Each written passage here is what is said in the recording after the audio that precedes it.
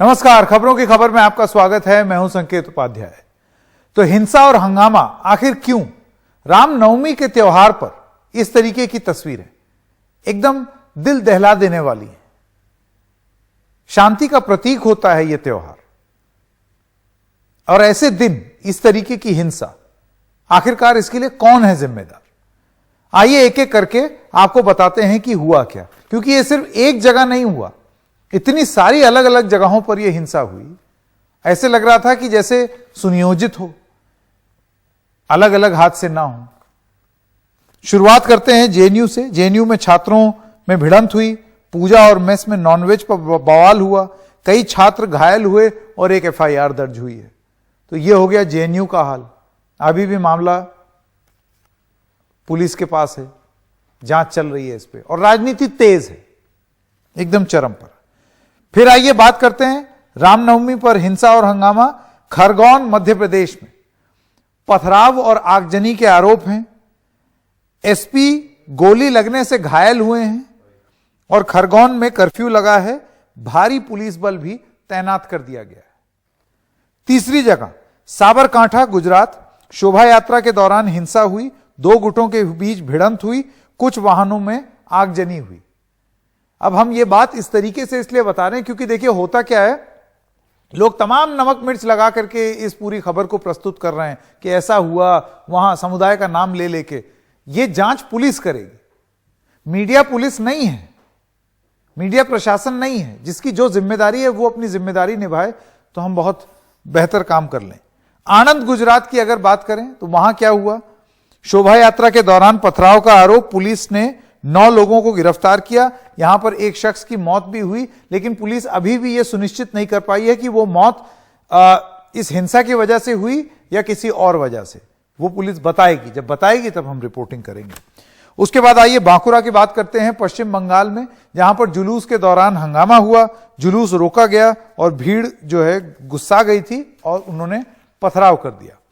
हावड़ा में भी 2 गुटों के बीच भिड़ंत हुई, पुलिस का लाठीचार्ज हुआ, कुछ लोगों की गिरफ्तारी हुई।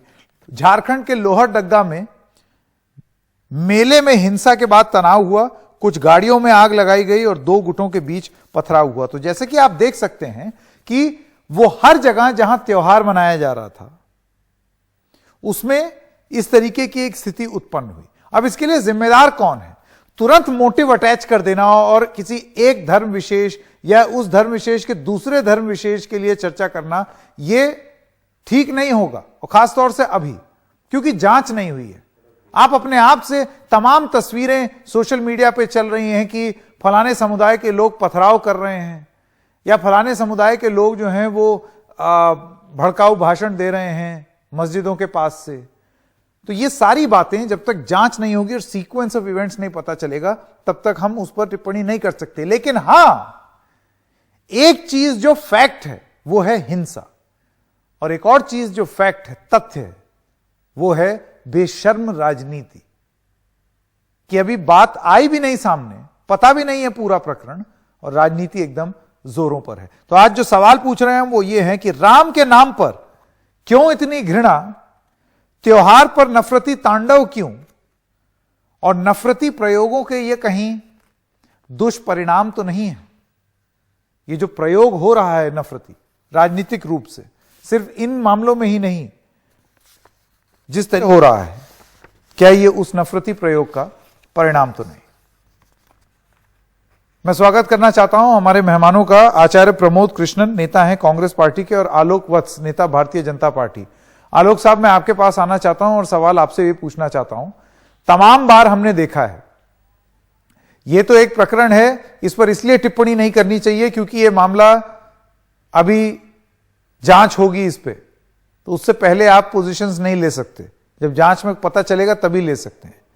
लेकिन राजनीतिक रूप से जो सवाल पूछे गए हैं वो है एक माहौल जिसमें ये सारी चीजें हो रही हैं। और मेरा सवाल आज आपसे, आपके राज्यों में जो आपकी सरकार है उनके लिए है। आप मुझे बताइए कि क्या अगर हिंसा हुई तो यह सरकार की विफलता नहीं है? सरकार को यह क्यों नहीं मालूम था कि हिंसा होगी? इंटेलिजेंस कहां था? दूसरी चीज, सरकार पर यह आरोप लग रहा है कि आपने ऐसा रूट क्यों बनाया जिसमें आप सेंसिटिव एरियाज में से गए? आलोक ठीक है संकेत जी, आपके कहने में दम है। राज्य सरकारों की ये जिम्मेवारी होती है कि लॉ एंड ऑर्डर और इंटेलिजेंस की रिपोर्ट के हिसाब से काम करे। अमेरिका जैसे देश में जहां सब कुछ हाईएस्ट लेवल का है, वहां पर कैसे बिल्डिंग उड़ा दिया गया? कहां गई उनकी इंटेलिजेंस? कहां गई उनकी सरकार? अब ये क्या बात हुई आलोकवत जी, आप 9/11 से इसकी तुलना करेंगे? समटाइम ये फेल हो जाता है, आपका इंटेलिजेंस रिपोर्ट फेल हो जाता है। अगर इंटेलिजेंस रिपोर्ट होती तो राजीव गांधी की हत्या नहीं होती, इंदिरा गांधी की हत्या नहीं होती, लाल बहादुर शास्त्री की हत्या नहीं होती। चलिए अब मेरे दूसरे सवाल का जवाब दे दीजिए। देखिए आपसे मेरा सवाल पूछने का उद्देश्य मध्य प्रदेश के संदर्भ में और उन राज्यों में जहां पर आपकी गुजरात के संदर्भ में है। कांग्रेस से मैं उनके राज्यों के सवाल पूछूंगा, जैसे झारखंड। नहीं, एक सेकंड, मेरा सवाल मैं दोहरा दूं। व्हाट्सएप मेरा आप जो दूसरा, एक तो इंटेलिजेंस हो गई, दूसरी बात यह है प्रशासन जब भी कोई जुलूस निकलता है तो यह प्रशासन की जिम्मेदारी होती है कि या तो जुलूस को अनुमति ना दे अगर वो गलत जगह से जा रहा है या ऐसी जगह से जा रहा है जो कि संवेदनशील है, या रूट चेंज कर दें। और अगर दोनों ही नहीं किया तो आपको नहीं लगता है यह प्रशासन की विफलता है कि आपने जानते हुए यह होने दिया? अगर कोई चीज सुनियोजित ढंग से हो रही है तो प्रशासन उसमें क्या कर लेगा? अगर जुलूस में ही शामिल हो जाते कुछ बैड एलिमेंट्स और वो झंडे लेके चल रहे होते, प्रतीत कराते कि हम तो इसी भीड़ का हिस्सा है। पर ये तो आप गेसवर्क कर रहे हैं ना। एक सेकंड, ये तो आपने गेसवर्क किया, गेसबाजी हुई है। जब ये हिंदुस्तान में 4 जगहों पे हुई है तो आप निश्चित तौर पे मानिए कि ये सुनियोजित षड्यंत्र के तहत किया गया है। बिल्कुल। और अब ये सुनियोजित षड्यंत्र कौन कर रहा है और ये कौन लोग कर सकते हैं? इस तरीके के माहौल से राजनीतिक रूप से अगर चीजें पोलराइज होंगी तो सवाल पूछा जाएगा कि फायदा कौन उठाएगा? ये कौन सा समुदाय और कौन से लोग और कौन सी एजेंसियां इस काम को करवा सकती है? समुदाय वगैरह आप जांच से पहले ले आए। अच्छा, इस पे मेरा पलट, मैं आपसे एक तीसरा सवाल पूछूं। आप मुझे बताइए, जब आप नफरती बोलने वाले लोगों को, देखिए हमारा तीसरा और जो महत्वपूर्ण सवाल है वो है नफरती प्रयोगों के परिणाम जो जमीन पर दिखते हैं। अगर आप यति नरसिंहानंद उर्फ दीपक त्यागी जैसे लोगों के खिलाफ, जो कि बेल पर छूट के आकर के दिल्ली में दोबारा नफरत फैलाते हैं, बेल ऑर्डर में जो लिखा हुआ है उसके प्रावधान के खिलाफ, उसके विरुद्ध, और उनके खिलाफ आप कोई कार्रवाई नहीं करते हैं, अरेस्ट तक नहीं करते हैं। इसके अलावा एक और, वो सीतापुर का कौन था जिसने कितनी वाहियात बात की, आके कहता है कि नहीं मुझे नहीं बोलना चाहिए था, कालीचरण, आपने उसको भी गिरफ्तार नहीं किया। तो जब आप ऐसे बैड एलिमेंट्स को खुद प्रमोट कर रहे हैं कार्रवाई ना करके, नहीं, आई बेग टू डिफर, हम उसको प्रमोट नहीं कर रहे हैं। तो कीजिए गिरफ्तार, अपने बोल है, बुलडोजर चलाइए, गिरफ्तार होंगे। इतना आपका ताबड़तोड़ बुलडोजर चलता है, ऐसे लोगों पे चलाइए। अगर आप नफरत के खिलाफ एक्शन नहीं लेंगे तो उसके बाद लोगों को आप लाख बोलते रहिए कि हर किसी को आप हमसे जोड़ के नहीं देख सकते। क्यों ना जोड़ें? अगर समय पे आपने कार्रवाई कर ली होती तो उनमें इतनी हिम्मत बन पाती कि वो ऐसा करें। आप सिर्फ फिरों को एक डिसिप्लिन कैडर के साथ जोड़ रहे हैं, ये सिर्फ फिरे लोग हैं। तो एक्शन ले लीजिए ना सिर्फ फिरे लोगों के खिलाफ, यही तो मेरा सवाल है। बिल्कुल, एक्शन हुआ था, नहीं हुआ, ये बेल पे आए थे, फिर एक्शन होगा। कब होगा? जेल के जब वो और नफरत फैला देंगे तब शीघ्र होगा। और देखिए दिल्ली में जो हुआ वो दिल्ली प्रशासन की विफलता थी। क्यों वहां इजाजत, बगैर इजाजत के क्यों करने दिया वहां पे ये समागम? उनको परमिशन नहीं था। ग्राउंड किसका है? डीडीए का। डीडीए किसके अंडर आता है? केंद्र सरकार। पुलिस किसकी है दिल्ली में? दिल्ली पुलिस। किसको रिपोर्ट करती है? गृह मंत्रालय, अमित शाह को। सवाल आप किस प्रशासन से पूछ रहे हैं मुझे समझ में नहीं आ रहा। दिल्ली पुलिस की विफलता है। चलिए ठीक है, कोई दो मत नहीं। आचार्य प्रमोद कृष्णन नेता हैं कांग्रेस पार्टी के। मुझे आप ये बताइए कि झारखंड में भी हिंसा हुई है, और जो सवाल मैंने पूछा अभी थोड़ी देर पहले, हमने ये सवाल पूछा आलोक वत्स से, मध्य प्रदेश और गुजरात के संदर्भ में, वही सवाल झारखंड के संदर्भ में मैं आपसे पूछना चाहता हूं। कोई सिरफिरा है, कोई नफरत फैला रहा है, एक एक आदमी के आप मन में नहीं घुस सकते, लेकिन अगर सरकार अपनी कार्रवाई ठीक से करे तो आप एक माहौल ऐसा बना सकते हैं कि ऐसे प्रकरण ना हो। आपको लगता है कि यह उन सरकारों की विफलता है कि आप वो माहौल नहीं बना पाए, प्रशासन वैसा रूट नहीं तय कर पाया, प्रशासन इंटेलिजेंस नहीं गैदर कर पाया कि इस तरीके से चीजें होंगी? आचार्य प्रमोद कृष्णन। हेलो जी आचार्य कृष्णन, आप मुझे सुन रहे हैं संकेत जी? जी मैं सुन रहा हूं। संकेत जी, ये विषय कांग्रेस पार्टी और बीजेपी का या समाजवादी पार्टी का या केजरीवाल जी की पार्टी का नहीं है। ये हमारे देश की एकता अखंडता का प्रश्न है, कानून व्यवस्था का प्रश्न है। लेकिन आरोप प्रत्यारोप लगाने से काम बनेगा नहीं। ये खुद ही ये एक्सेप्ट कर रहे हैं कि ये राज्य सरकार का लॉ एंड ऑर्डर जो है वो विषय है। तो लॉ एंड ऑर्डर अगर राज्य सरकार का विषय है तो मध्य प्रदेश में टूटा तो मध्य प्रदेश की सरकार की जिम्मेदारी है, राजस्थान में टूटा तो राजस्थान सरकार की जिम्मेदारी है। कम से कम कहीं ना कहीं जाकर तो हमको सही बात को सही कहना पड़ेगा और गलत को गलत कहना पड़ेगा। दूसरा संकेत जी, आज एक फैशन बन गया है कि जो भी व्यक्ति उठता है भगवा पटका डालता है और वो मुसलमानों को गाली देता है तो उस पर तालियां बजती हैं। और भाई, मुसलमानों को गाली देने का नाम हिंदुत्व नहीं है।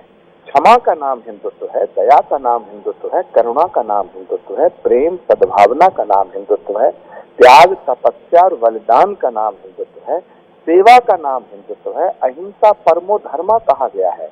हमारे यहाँ सेवा परमो धर्मा कहा गया है। एक सेकंड आचार्य प्रमोद कृष्णन, देखिए एक सवाल ये भी, अब जब पूरी जांच होगी तब पता चलेगा।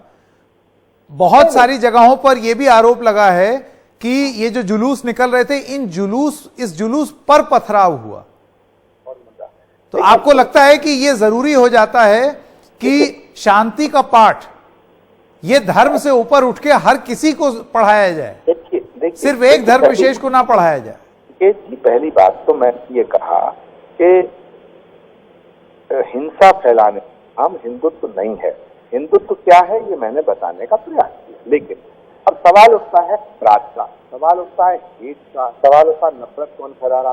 तो अगर कोई व्यक्ति ओपन खुल्लम खुल्ला किसी दूसरे समुदाय को गाली दे रहा है या अपमान कर रहा है तो उसके खिलाफ निश्चित रूप से कार्रवाई होनी चाहिए। लेकिन आखिर कारण क्या है कि रोज हरिद्वार में यही होता है, छत्तीसगढ़ में यही होता है, मध्य प्रदेश में यही होता है, राजस्थान में यही होता है। अपराधी की एक नेचुरल प्रवृत्ति होती है, वो उसकी प्रकृति कहो या उसकी प्रवृत्ति कहो, कि जब उसे ये पता होता है कि तेरा कुछ नहीं बिगड़ेगा तो वो फिर अपने आपे से बाहर हो जाता है। उसी का परिणाम ये है कि गले में भगवा पटका डालेंगे, सुनो, और हुड़दंग मचाएंगे। ये कोई धर्म नहीं है, ये धर्म के नाम पर सबसे बड़ा अधर्म है और इसको रोकने की जिम्मेदारी सरकारों की है, भारत सरकार को। देखिए, क्योंकि अभी तक जांच पूरी नहीं हुई है इस मामले में, इस वजह से हम नहीं जानते हैं कि क्या सिर्फ एक समुदाय, हिंदू समुदाय के लोग जो जुलूस निकाल रहे थे वही इस हिंसा के लिए जिम्मेदार हैं, या और किसी समुदाय के लोग, मुसलमान समुदाय के लोगों पर भी आरोप लग रहा है वो जिम्मेदार हैं। ये जांच में पता चलेगा। लेकिन अगर हिंदू और मुसलमान से अलग हटके नफरत के फैलाने वाले लोगों पर अगर अटैक नहीं किया जाएगा और उनके खिलाफ एक्शन नहीं होगा सख्ती से, तो फिर ये एक जबरदस्त राजनीतिक बहस चलती रह सकती है और इसका हो सकता है अलग अलग लोग फायदा उठाएं। नफरत है, फिर चाहे वो कोई भी फैलाए। आइए कू ऐप पर देखते हैं लोगों ने क्या कहा है। सुभाष लिखते हैं, ये अराजकवादी तत्व हैं जो नफरत जीवी लोगों को द्वारा प्रायोजित हैं। आखिर आज नफरत ही तो सत्ता का मुख्य आधार है। जीत का लिखना है, क्या धर्म के नाम पर तांडव करना सही है? एक छोटे से ब्रेक के लिए रुक रहे हैं, अभी हाजिर होते हैं।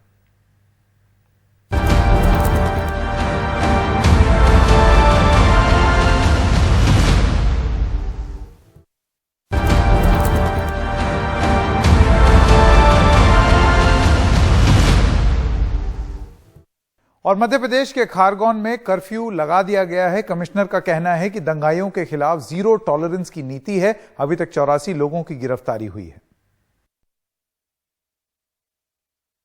दंगाइयों के खिलाफ हमारी जीरो टॉलरेंस की पॉलिसी है और जो भी आदमी हमें इसमें इन्वॉल्व मिलेगा उन सब के खिलाफ हमारी कार्रवाई होगी। और अभी कुछ कार्रवाई आप देख रहे हैं कि वो कार्रवाई शुरू भी हो गई है और हर तरह से जो भी हमें लगता है कि अपराधी की कमर तोड़ने के लिए हमें आवश्यक है वो सारी कार्रवाई की। सर कितने लोगों की गिरफ्तार? अभी तक 84 लोगों की गिरफ्तार। सर ये बुलडोजर कब तक चलेगा सर? देखिए ये तो अब जैसे जैसे हमें ये पता चलेगा कि ये बदमाश है, बहुत सारी जगहों पे अतिक्रमण किए हैं, तो जो लीगल पूरी कार्रवाई है वो करते रहेंगे लगातार।